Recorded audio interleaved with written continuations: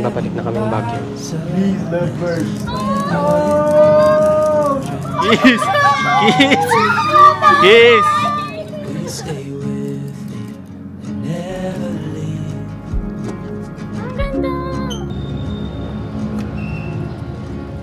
Let's go, kukunin natin yung ring. Ito yung first time na makikita ko to. Tingnan natin. Sana all. Hello po.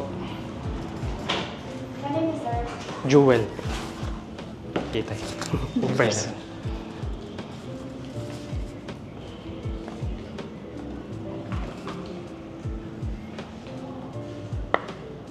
Uy. Si sir na lang po yung mag-gano. Silang dalawa. Nanginig yung kamay ko, tol. Nanginig yung kamay ko. Ganda. Okay lang hawakan. Ah? Huwag pala.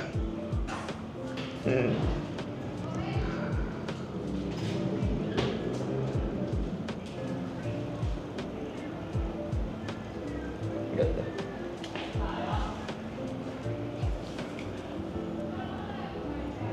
Ganda. Try ko sukatin, baka hindi kasha. Kasha. Mayroon pang pamunas. Last tingin bago bayaran.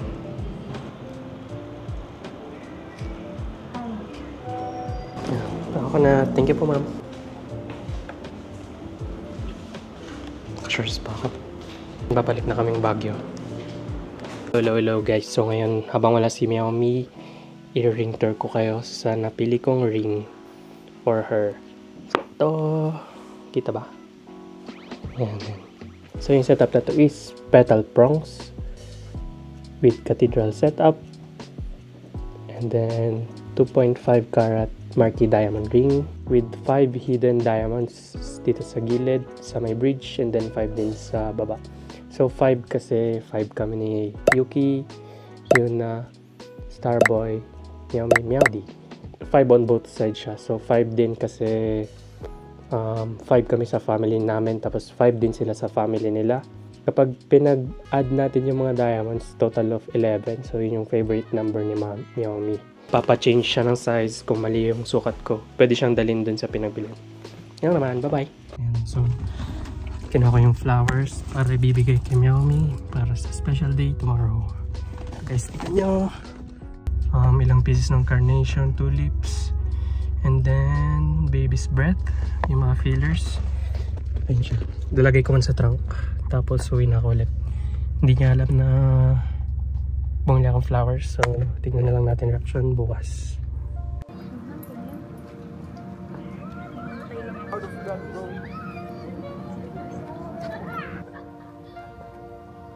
Magawa ka dito. Sige.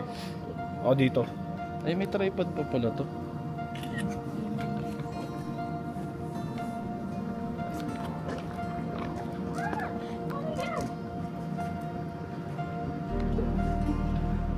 Wala mo si Meowdy yan eh. Oh, 1, 2. Baka puro sakal yan. 1, 2, 3. 1. Iba ya. Yan ah.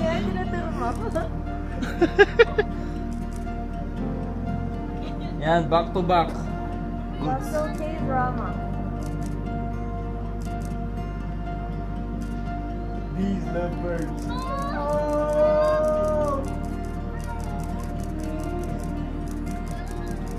Oh my God!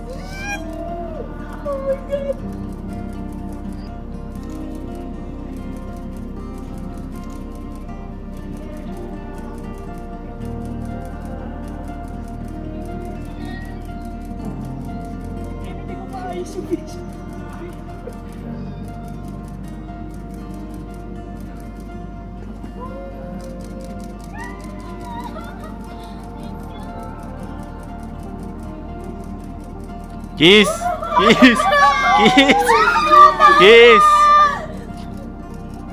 It's crying! Oh my God! Nandito yung mga ninong. Oh my God!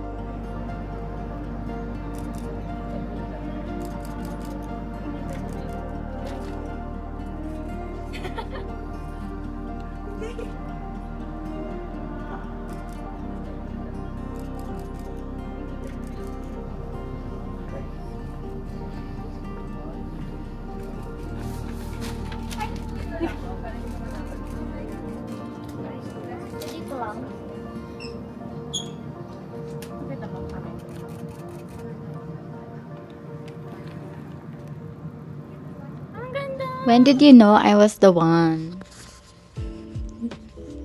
Nung una pa lang, syempre. Nung pitos pa lang ako. Ano ba naman to? That's so funny. Hindi, totoo yun yung sagot mo. Oo nga, yun yung sagot ko. It's destiny. What were you feeling when you proposed? Excited and happy. I was crying kayo. Tears of joy. Sinabi ko rin na parang may cue kung mag-start na. Ano yung cue mo? Ano yung cue mo? Sinabi ko maglalakad kami. Basta shot ka na shot, dun mo na malalaman. Were you feeling nervous before the proposal? No. No. No. Eventually, mangyayari din yun. And nasa isip ko naman na talaga yun. Matagal na. And mas excited kasi alam ko naman importante yung mga ganung bagay. So, yun, excited. Not nervous. Did you cry or who cried first? I cried. Oo, pagka niya, nakita ko na siya teary-eyed. Naging teary-eyed na din ako. Tapos, yun. Pero nung ginanon niya yung ring, grabe yung face change ko, babe, from ganun. Pero siya umiyak talaga hanggang doon sa nag-hug kami. Umiiyak pa rin siya. Tapos tinatry ko siyang, syempre, magpa-picture. Ayaw niyang lumapit sa akin. Ginaganon ko siya doon sa video. Umiiyak pa din siya. If you could change or add one thing sa proposal, what would it be? Wala. Ako din. For me, it's perfect. Yeah. As in, natuwa ako, guys. Akala niya wala akong plano. Pero But meron. that's the plan.